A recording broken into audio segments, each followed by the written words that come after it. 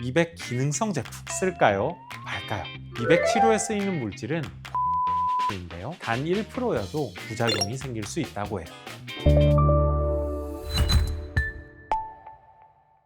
안녕하세요. 임플란트 요정 현준, 정현준입니다. 치아 관리를 위해 쓸까 말까 고민하게 되는 것들을 딱 정리해드리는 시간, 써요 마요 시간입니다. 기다리셨죠? 이번에 다뤄볼 제품은 미백 치약이에요. 올 땡땡0 가보면 치약 코너에 엄청 많잖아요. 이제는 하얀 치아가 미의 기준에 완성이 되면서 치아 색깔에 신경을 쓰시는 분들이 정말 많아졌어요. 그래서 이런 미백 치약이나 이에 붙이는 미백 패치도 있고요. 또는 개인 트레이에 약품을 짜서 이에 끼우는 자가 미백 키트 등 미백을 위한 다양한 제품들이 시중에 정말 많이 나와 있는데요. 미백 치약과 더불어서 이런 미백 제품들까지 오늘 한번 끝까지 다뤄보도록 하겠습니다. 자, 그럼 미백 치약을 비롯한 미백 기능성 제품 쓸까요? 말까요? 저의 답변은 궁금하시죠? 마요입니다. 아무리 이런 것들을 해도 치과에서 받는 전문가 미백만큼의 효과를 기대하기는 어렵기 때문입니다. 자, 출발 전에 구독 버튼 꾹 누르는 거 잊지 마시고요. 시작할게요. 일단 미백 제품의 효능을 이야기하려면 미백의 원리 같이 한번 알아봐야겠죠? 우리 치아는요, 삼중 구조예요. 가장 안쪽에는 치아 신경이 있고요. 그 위에는 노랗게 생긴 속살인 상아질이 있어요.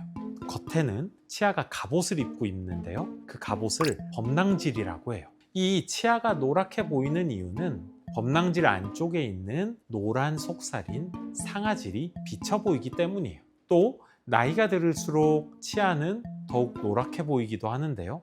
범낭질이 음식을 씹으면서 또 칫솔질로 조금씩 마모되고 그래서 범낭질이 얇아지는데 그 속에 있는 상아질은 점점 노란색이 짙어지기 때문이라고 합니다. 그래서 상아질의 노랗게 보이는 기운을 조금 진정시켜서 치아가 하얗게 보이게 하는 치료, 이것이 바로 미백 치료입니다. 미백 치료에 쓰이는 물질은 과산화수소수인데요. 병원에서도 과산화수소수를 사용하죠. 뿐만 아니라 기능성 제품인 미백 치약, 그리고 자가 미백 키트 같은 제품들에도 과산화수소수가 들어있다고 합니다. 자, 그러면 이 과산화수소수의 농도가 중요한데요. 보통의 치과에서는 치아 미백 시술할 때 25%에서 35% 정도 되는 고농도의 과산화수소수를 사용하고 있어요. 반면 미백 치약은 어떨까요? 성분표를 한번 확인해 보면 과산화수소수 35% 함유라고 되어 있습니다. 그럼 이건 병원에서 사용하는 농도랑 비슷하네요? 여기서 잠깐, 치과 의사들이 돈을 벌려고 미백 치약 효과 없다고 얘기하는 거 아니야? 라고 생각하시면 큰 오해입니다. 미백 치약에 들어있는 과산화수소수 35%는 실은 병원에서 사용하고 있는 과산화수소수 35%랑은 전혀 달라요.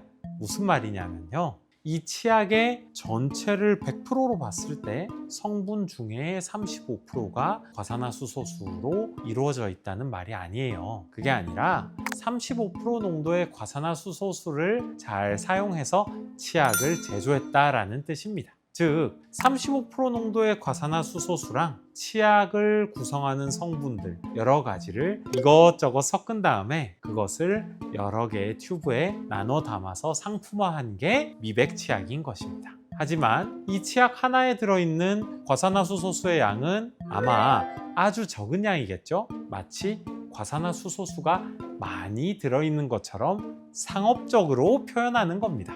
실제로는 아마 1%도 안 들어있는 경우도 있을 거예요. 치약으로서는 과연 과산화수소수 몇 프로가 들어있어야 미백 효과를 볼 수 있을까요? 사실 이렇게 시중에 나오는 미백 치약에 포함될 수 있는 과산화수소수의 양, 법으로 정해져 있어요. 3% 미만이라고 합니다.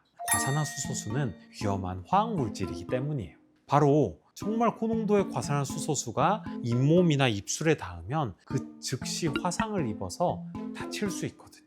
그래서 병원에서 치아 미백을 할 때는 고농도의 과산화수소수가 실수로 잇몸이나 입술에 닿지 않도록 이와 잇몸 사이에 고무로 된 실리콘 댐이 있거든요. 이 댐을 이용해서 막아서 안전하게 시술할 수 있는 환경을 조성하고, 그러고 나서 고농도의 과산화수소수로 만든 미백제를 올려줍니다. 저 같은 전문가가 전문적인 기술과 환경을 조성한 이후에 사용할 때만 고농도 사용이 안전하게 가능한 거죠. 뿐만 아니라 과산화수소수 사용 이후에 부작용도 있을 수 있어요. 치아 미백의 대표적인 부작용은요, 미백 후에 치아가 시리거나 잇몸이 아플 수 있어요. 그럼 3% 미만이면 마음 놓고 막 써도 되나요? 그건 아닐 수도 있답니다. 과산화수소수는 단 1%여도 장기간 적용하면 부작용이 생길 수 있다고 해요. 때문에 과산화수소수의 함량이 3% 미만인 이런 해외의 미백 제품도 하루에 2번 정도까지만 사용하라고 권고하고 있답니다.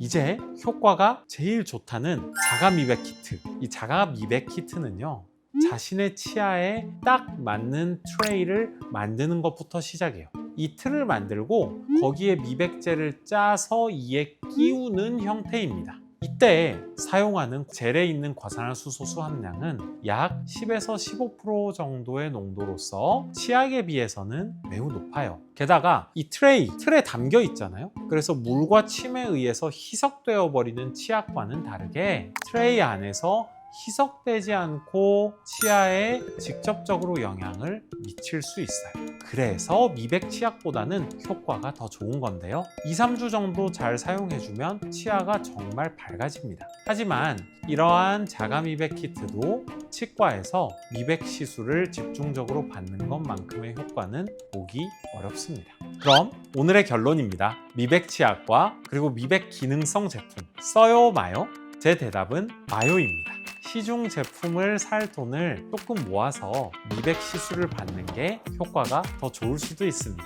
이번 시간에는 미백 치약 및 미백 기능성 제품 쓸지 말지 깊숙이 알아보았는데요.